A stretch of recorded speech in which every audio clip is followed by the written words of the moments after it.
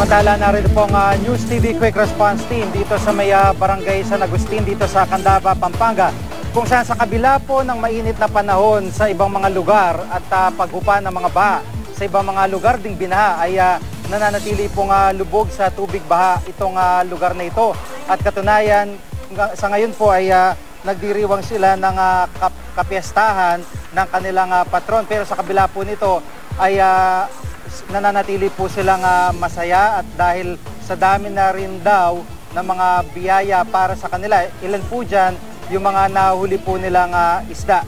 Pakita ho natin dito yung isang kanto dito, no? Ito yung isang kanto dito o isang eskinita dito sa kanilang lugar kung saan talagang nagbabangka na itong mga batang ito at yung mga residente para lamang makabot sa kanila pupuntahan dahil bagamat mababaw po dito sa aming kinatatayuan ay banda-banda doon nagsisimula po hanggang Baywang hanggang Lagpas Tao na yung pinakamalalim na parte po dito ng tubig baha.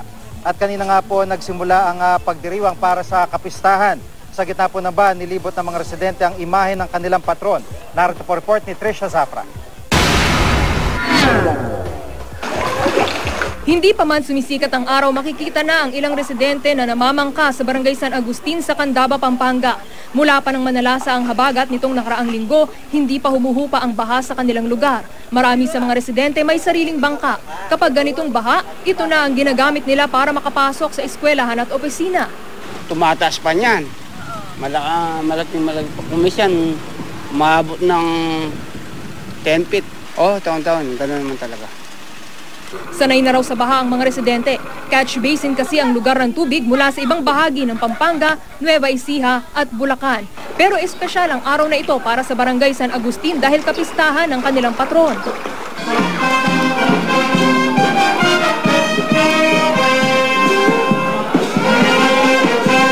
Halos taon-taon natatapat sa baha ang pista ni San Agustin. Pero imbis na ikainis, masaya pa rin ang ilang residente. May maganda rin daw na idinudulot ang baha kahit papaano. Marami silang nahuhuling isda mula sa mga umapaw na fish pond. Galing pa raw Maynila ang ilang residenteng umuwi para sa piyesta. Masaya! Masaya dito. Tingnan mo, may piyesta pa. Kahit tao nakakapaghanap buhay kahit paano. Kahit sa isda lang pag lumaki ang tubig. Ang pagbaha rito nakahanda kami. Nakahanda kami, bawat bahay, mayroong bangka. Pagkatapos ng misa, nag-ikot ang mga residente sa mga palayang nalubog sa tubig. Inilibot din sa mga lubog na lugar ang imahe ng santo. Kasabay nito ang masayang basaan na tradisyon sa barangay. Posible raw abutin ng isang buwan bago tuluyang mawala ang tubig sa mga kalsada. Pero hindi magpapapigil ang mga residente ng San Agustin sa pagdiriwang ng kanilang pista. Trisha Zafra, GMA News. At sa puntong ito makakausap po natin si Vice Mayor Babes Evangelista ng Candaba, Pampanga. Magandang hapon po at nasa isang buwan pa bago humupa yung baha dito. Pero sa nakikita natin, masaya po yung mga tao at hindi nila iniinda. Talaga pong ganito yung tuwing may malakas sa pagulan. Alam mo, Dikit, ito yearly na nangyayari sa bayan namin, bayan ng Candaba, dahil nakikita naman ninyo piyesta ng San Agustin at nakikita natin ang maraming tao para silang nag-i-enjoy, enjoy at happy sila. Pero ako sa nakikita ko, kailangan naman may alternative income sila, hindi lang yung baha. Ito yung sinasabi ko kay Mayor na gumawa kami ng alternative solution para yung yung foreign assistance na bigyan ng mga technical know-how kung paano ma-eliminate yung baha dito. Apo. At makagawa ng paraan para yung water naman ma-impound. Apo. Dahil pag tag-araw, nawawalan talaga ng water. Pag ganitong tag-ulan, nakita naman ninyo kuminsan lubog tao hanggang balikat, even yung bahay sumasayad diyan, Kaya buti na lang ngayon kahit paano hindi naman ganun kagrabe ang sitwasyon, Opo. At yun nung tubig na pumupondo rito sa lugar na ito, yun ho yung kalapit na ilog na malaking ilog. Yan yung river na nag-overflow sa amin ay dito pumapasok dito. Tsaka catch basin kami. Opo. Talagang dito mababa ang lugar ng San Agustin, even Paralaya. May other barangays na talagang affected. Opo.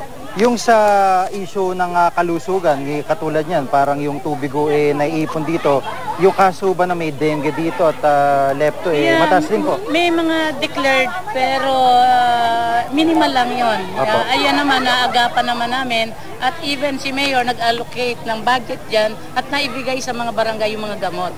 At ngayon, sabi nga, nag-session kami ng committee, sa mga committee, pinagre-report namin ng bawat committee ng council para ma-update kami kung ano nangyari dito sa sitwasyon ng bayan. At yung mga flooded areas, yung affected agriculture, may report sa amin para naman maibigay namin yung tamang data para sa mga nasirang pananim ng agricultural farm.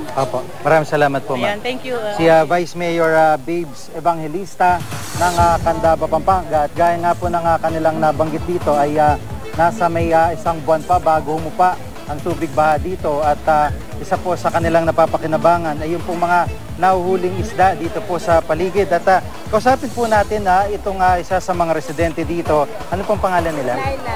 Aling Laila. So, kumusta naman ho yung buhay dito na medyo matagal-tagal po yung baha? Sa ibang lugar, humupa na dito, hindi pa po? Okay lang po. Sanay na po? Sanay na sanay. Opo. At yun nung kapiyastahan dito, hindi ho naka-apekto itong baha dito sa lugar nyo? Hindi naman po. At kanina nakita nga namin may mga nagbabasaan pa, no? Talagang dito ang gusto nila pag malaki tubig dito. Opo. Bakit po ganun? Bakit po ganun? Masaya po para ng patron namin. Opo. Yun ang talagang ng patron namin. Parang sa inyo, parang iniisip nyo na parang biyaya po yun. Opo. Pero yung mga sakahan, nakalubog naman. Yung mga taniman, ganun po. Hindi po, wala naman po dito. Isda po ang Talagang pala isdaan, po. Opo. So, ano po ba dala-dala nyo? Nagtinda po ako ng ihaw-ihaw. Aha. Babalik na kayo doon. Lusong na kayo sa baha. Habol pa sa fiesta. Tapos na po, naubos na po. Tapos na po.